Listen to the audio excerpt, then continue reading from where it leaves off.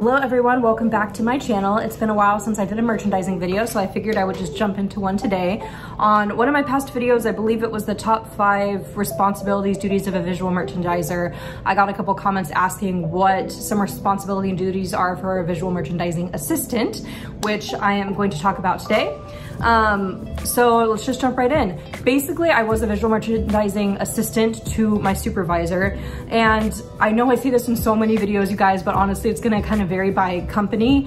Where I was recently a merchandiser, it had a much different dynamic to other retailers that I had worked at before. So this is going to be kind of reiterating the same things that was in the previous video for responsibilities and duties of a merchandiser. But this is just personally what I did and what I think would kind of be universally done by a merchandising assistant. So let's just get right into it. Big thing that I put on the top of the list is that you are your boss's backup. So if there's anything that were to happen to your boss or something happens, then a majority of the duties would most likely fall on you. Think of it as the same kind of scenario as like a president and a vice president, right? But not as grim. Back in, was it last November? It was funny because she was out for a while because she got really sick. She was out for like a month and I had to do all the stuff by myself, which was very overwhelming. And then I was out the following month and a half because I had a really bad cold and I wasn't allowed to go back in because of COVID. So you are your boss's backup.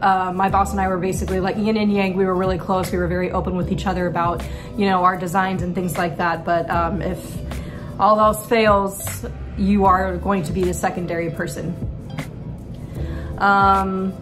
Towards the end, I did a lot of managing and checking stock levels on things, because if you're doing floor sets or product launches, you kind of have to adjust displays according to what you have in stock. You're not going to want to create an amazing display and then not have it in stock, and people are going to be really mad and be like, can I buy the display? You can never buy the display, so don't ask. That was one of my biggest pet peeves. The displays are hardly ever for sale at stores, so I don't want, it's one of my biggest pet peeves. Another thing that I really liked with my boss was she was very open to ideas that I had. So we talked openly about sharing ideas and what kind of styles we wanted to do, what we saw for this new product. It was great. She was very open to like what I had in mind, and we were just able to bounce ideas off of each other, which is, I think, great creatively. And with that, we have that's why I always highly recommend using notebooks, because you're going to be writing so many notes down for launches, meetings, things like that. So I do have merchandising journals on my site. If you guys are interested, I will link it down in the description box below. And at the end of August, I'm going to have some super exciting things on my site. So be sure to check it out and sign up for the newsletter so you guys know when things launch. Again, communicating with your supervisor, being really open about, you know, product levels and things like that. A big thing that I've stressed a lot is to watch trends. That's how you're going to attract customers. You always need to be up to date on things that are in and out of style. I feel like TikTok or social media is the easiest way to see what's really big, and people are going to respond to that because they're like, hey, she's paying attention and I want to shop here because it's reflecting like the latest trends. Which is also kind of similar to fashion forecasting, which I believe I've already done a video about that, or trend forecasting. So I'll link that down below too.